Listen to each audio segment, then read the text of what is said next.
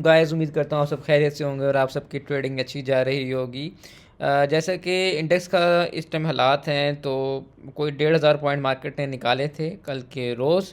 और वो एक्सपेक्टेड था क्योंकि क्रिसमस था और क्रिसमस से पहले एक सेलिंग आना एक्सपेक्टेड होता है, इस वजह से उसने इतने पॉइंट्स निकाले। लेकिन 1,000 1,500 पॉइंट निकालना तो मार्केट के लिए आजकल नॉर्मल बात है। इसके अलावा मैं आपको बात अभी बताना चाहूँ कि जो 1 जनवरी होता है वो हमेशा इंडेक्स के लिए एक बहुत पॉजिटिव डे साबित होता है। सो आप लोग याद रखें कि नेक्स्ट वेंसडे को आई थिंक 1 जनवरी बन रहा है।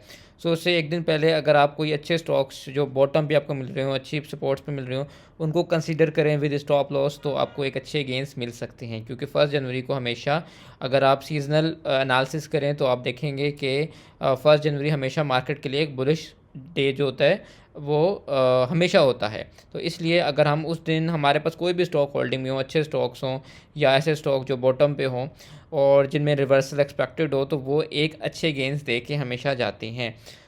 आपने 1 जनवरी के लिए कुछ स्टॉक्स जो हैं उनको अभी से नज़र में रखें और उनको आपने 1 जनवरी से पहले 1 या 2 दिन पहले आपने उनको अपने पोर्टफोलियो में रख लेना है। अभी कौन से स्टॉक्स हैं जो हमने कंसिडर करने हैं, ये भी मैं आपको आगे वीडियो में बताता हूँ। मेरा बेसिकली वीडियो बनाने का मकसद ये है कि मैं आप लोगों को बता दूँ कि कौन से ऐसे स्टॉक्स हैं जिनमें इस टाइम जगह मौजूद है, जिनको हम कंसिडर कर सकते हैं नेक्स्ट ईयर के लिए। इस टाइम अगर हम कल की बात करें तो हमारे सामने काफ़ी ज़्यादा जो स्टॉक्स थे वो तो नेगेटिव ही रहे थे। जैसा कि पहले हम जाते हैं अपने न्यूज़ ज़रा देख लेते हैं कि हमारे पास न्यूज़ क्या है। टाटा सीमेंट की न्यूज़ है, जिसके बाद ये वैसे भाग भी रहा था इस अपनी न्यूज़ के ऊपर।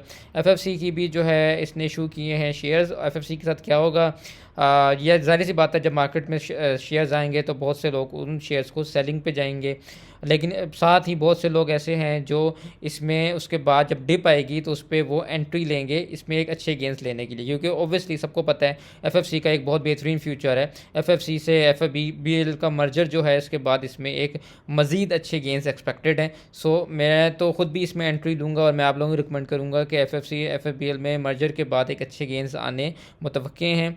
इसको आप कंसिडर कर सकते हैं। ओजीडीसी और पीपीएल की डिस्कवरी हुई थी, इसके बाद इसमें जो है हमें काफ़ी गेंस नज़र आए हैं। एफर्ट जो है उसने अपने ऑपरेशंस वापस शुरू कर दिए हैं। इसके बाद मार्डी ने अपने जो बोनस शेयर थे वो उसका डिस्पोजल हो गया। अच्छा, इसके बाद सी सैप की न्यूज़ है, इसके बाद इसमें कैप भी लगा था। चलते हैं फटाफट से अपने सरमाया पे और देखते हैं व्हील हमें क्या कह रहा है। व्हील में हमारे पास मेजॉरिटी शेयर्स जो थे वो नेगेटिव ही क्लोज हुए थे, क्योंकि मार्केट जो थी वो नेगेटिव थी। कुछ शेयर्स ही हैं जिसने यूबीएल वगैरह जिन्हें परफॉर्म किया, और उसकी रीज़न भी ये है कि यूबीएल को मैनेजमेंट की बाइंग इसमें काफ़ी सारी है। दाऊद और एंग्रो का जो चल रहा है उस हिसाब से उसमें पॉजिटिव आना में एक एक्सपेक्टेड था। मिज़ान बैंक क्योंकि बहुत इस टाइम मेजर सपोर्ट्स पे, इस वजह से उसमें एक गेंस आने मुतवक्के थे।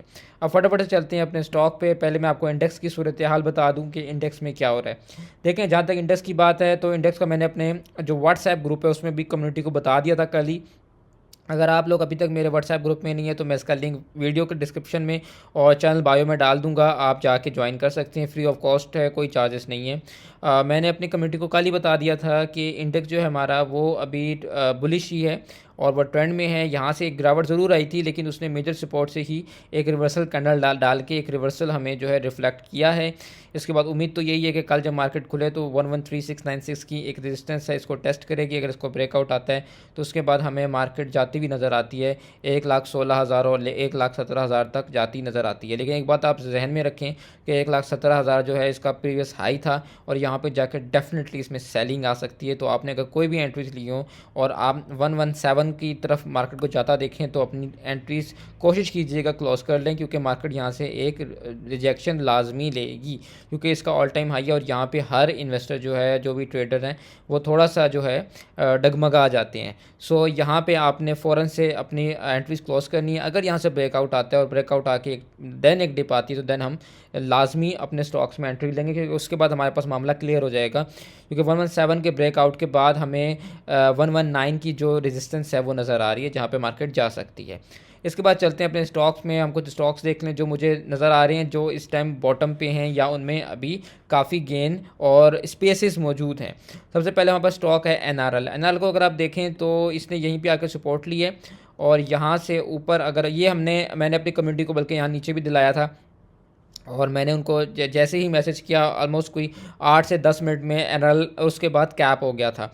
सो हम इस तरह से हमने इसमें काफ़ी अच्छी जो एक रैली एंजॉय की थी। इसके बाद अगर मैं अभी बताऊं तो अभी भी इसने सपोर्ट से ही यहाँ पे एक रिवर्सल लेने की कोशिश की है। अगर आपने इसको लेना हो तो इसके नीचे आपका स्टॉप लॉस होना चाहिए इस 299.88 की सपोर्ट के नीचे, और टारगेट 320 और 334 की नज़र आ रही हैं।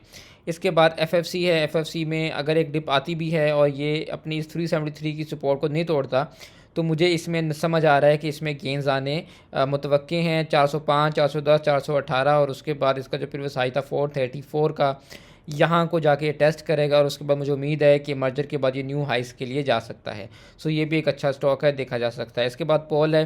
पॉल में भी मुझे नज़र आ रहा है गेन इसने बिल्कुल सपोर्ट से ही रिजेक्शन ली है और यहीं से वापस निकला है। इसी सपोर्ट के नीचे आपका स्टॉप लॉस होना चाहिए, और यहाँ स्टॉप लॉस आपने 1 या 2 रुपये का रखना है मैक्स, इससे ज़्यादा ज़रूरत नहीं, क्योंकि मैं हमेशा वही स्टॉक्स अपनी कम्युनिटी को, अपने व्हाट्सएप ग्रुप के मेंबर्स को बताता हूँ जो बिल्कुल अपनी सपोर्ट के पास हो, ताकि आपके स्टॉप लॉसेस बहुत छोटे बने। जैसे अगर मैं आपको इसका बताऊँ, इसका अगर मैं आपको स्टॉप लॉस बताऊँ तो आपका स्टॉप लॉस कुछ यहाँ बनता है, ठीक है, 638 का बनता है। आपने बहुत भी नीचे रखना है तो आप 634 रख लें, ठीक है। लेकिन आप ये देखें 650-700 रुपये के स्टॉक में भी हमारा स्टॉप लॉस कितना, अगर हम उसको बहुत भी नीचे रखें तो हमारा कुछ इतना ज़्यादा हमें उसमें जो है गैप मालूम नहीं होता। लेकिन इसका जो अच्छा मैं मतलब जो इसका स्टॉप लॉस रिकमेंड करूँगा, या मैं जो इसका स्टॉप लॉस रखूँगा, वो मैं 637.95 का या 637.90 का रखूँगा।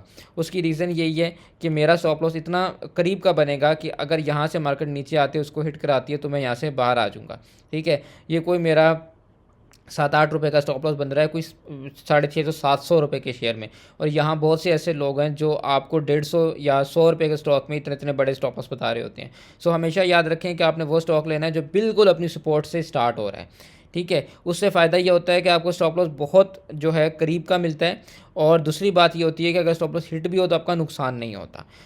ये बिल्कुल सपोर्ट से ही इसने रिजेक्शन लिया और यहीं से ये वापस निकला, तो इसलिए मैं इस स्टॉक को एक आइडियल स्टॉक मानता हूँ।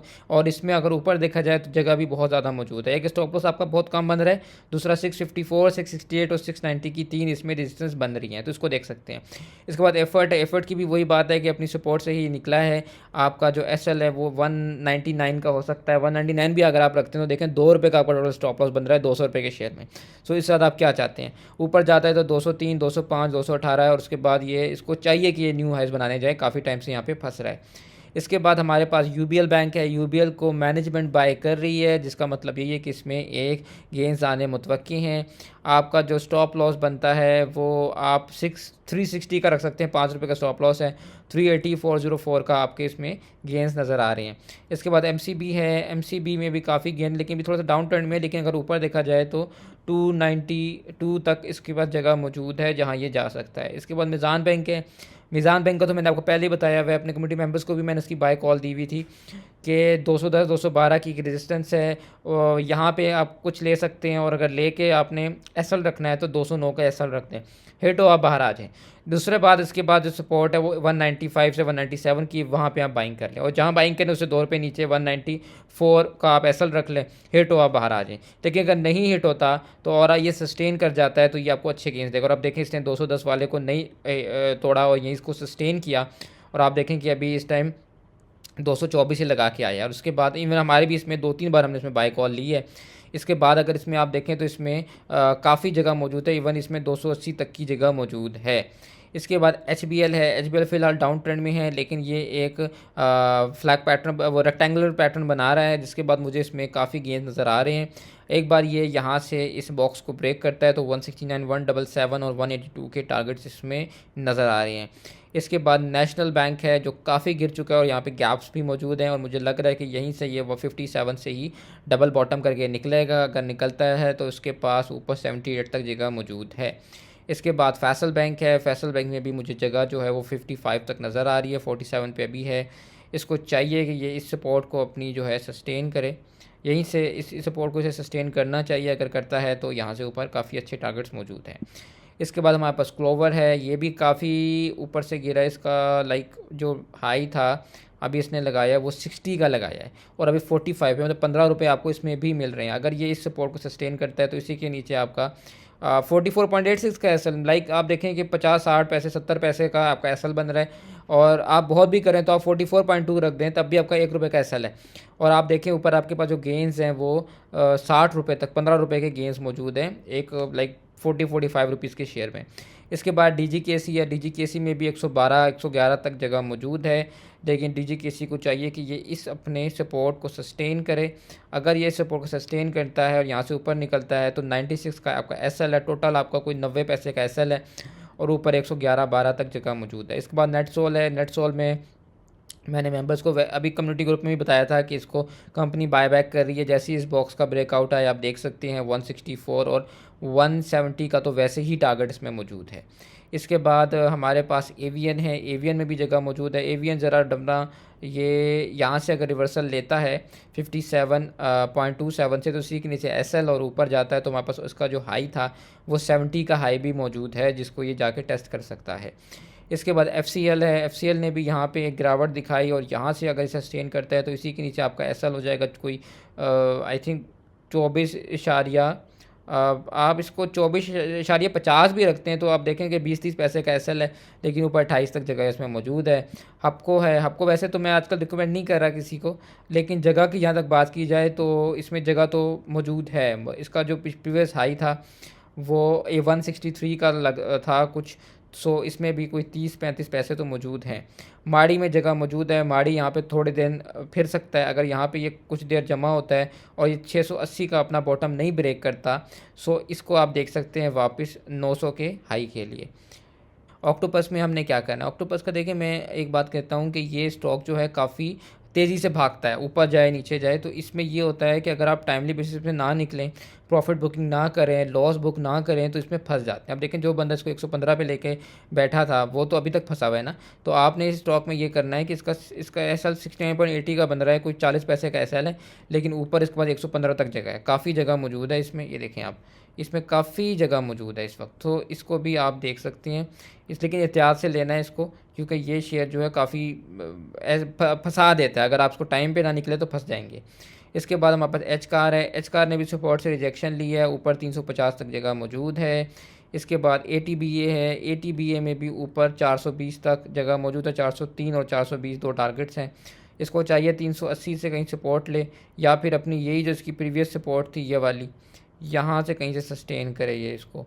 लेकिन यही है कि अच्छा इसके लिए यही है कि ये 380 से सपोर्ट अगर लेता है, सो मुझे लग रहा है उसके पास 403 और 420 की इसके पास दो मेजर सपोर्ट्स हैं। इसका मतलब ये है कि इसमें कोई इस टाइम अगर देखा जाए तो 30-40 रुपये तो हमें नज़र आ रहे हैं।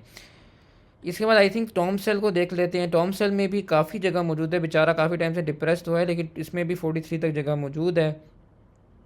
एक्साइड में काफ़ी जगह मौजूद है, लेकिन एक्साइड जो है वो बस अपना इस ट्रेंड लाइन को नहीं तोड़ पा रहा। अगर इसको तोड़ता है तो 1152 तक इसमें भी जगह मौजूद है। INIL में जगह मौजूद है, 195 तक की जगह मौजूद है और ये इस टाइम ट्रेंड में भी है। इसका SL 175 का 175.50 का अगर आप रख लें तो उसके बाद 195 तक जगह ठीक ठाक गेन दे सकता है। CSAP में जगह मौजूद है, इसमें हमारे पास 118 और फिर 155 तक जगह मौजूद है। ठीक है, सो ये कुछ स्टॉक्स से। इसके अलावा साजियो की कोई गाड़ी आई थिंक आ रही है, उसका भी देख लेते हैं कि उसमें जगह मौजूद है कि नहीं है। यस, साजियो में भी जगह मौजूद है। SL कोई 1090 का बनता है, लेकिन ऊपर अगर जाता है तो आपके पास 1270 तक की जगह मौजूद है। सो अगर ये वापस ट्रेंड में आता है तो इसको भी कंसिडर कर सकते हैं। सो ये कुछ स्टॉक्स थे, मैंने कहा मैं आप लोगों से डिस्कस कर लूँ जिनमें जगह मौजूद है, जो गेन दे सकते हैं। जिसमें मैं अगर आपको सारे फैक्ट्स बताऊं तो UBL बैंक क्योंकि मैनेजमेंट ले रही है, नेटसोल में बाइंग बैक हो रही है मैनेजमेंट की तरफ से, कंपनी की तरफ से। इसके अलावा FFC का मर्जर हो रहा है और इसके अलावा माड़ी को और पोल में वैसे ही उसमें जो है ग्रोथ पोटेंशियल काफ़ी ज़्यादा है। सो ये कुछ स्टॉक्स हैं जिनको मैं कह रहा हूँ कि अगर आप स्विंग ट्रेड खेलें तो इसमें अच्छे गेंस आएंगे। बाकी जो मैंने स्टॉक्स बताए हैं इनमें वैसे ही बहुत जगह मौजूद है, सो ये उन जगहों को फिल लाजमी करेंगे। इंडेक्स की जहाँ तक बात है तो इंडेक्स मुझे इस टाइम मैं उसके लिए कॉन्फिडेंट हूँ हूँ और मुझे लगता है कि इंडेक्स ने अभी मज़ीद परफॉर्म करना और अच्छे गेंस आने हैं। 1 जनवरी को वैसी मार्केट बुलिश होती है, सो मुझे उम्मीद है उस दिन भी अच्छे गेंस आएंगे। तो उसी दिन आपने अगर अच्छे प्रॉफिट्स में हो तो लाजमी निकल जाना है, क्योंकि उसके बाद फिर सेलिंग भी एक्सपेक्टेड होती है। सो ये थी वीडियो, शॉर्ट सी मैंने वीडियो बनाई। मैंने कहा आप लोगों को वो स्टॉक्स बता दूँ जो इस टाइम काफ़ी नीचे मिल रहे हैं और उनमें इतनी गैप्स मौजूद हैं कि आपको उसमें प्रॉफिट अच्छे बन सकते हैं। सो मिलते हैं आपसे वीकेंड पे हमारी एक वीडियो आएगी जिसमें हम अपने जो मेंबर्स हैं हमारे उनके स्टॉक्स डिस्कस करते हैं। अगर आपके कोई स्टॉक्स हैं तो आप मेरा व्हाट्सएप ग्रुप ज्वाइन कर लें और मुझे फ्राइडे इवनिंग में स्टॉक्स अपने ग्रुप में बताना।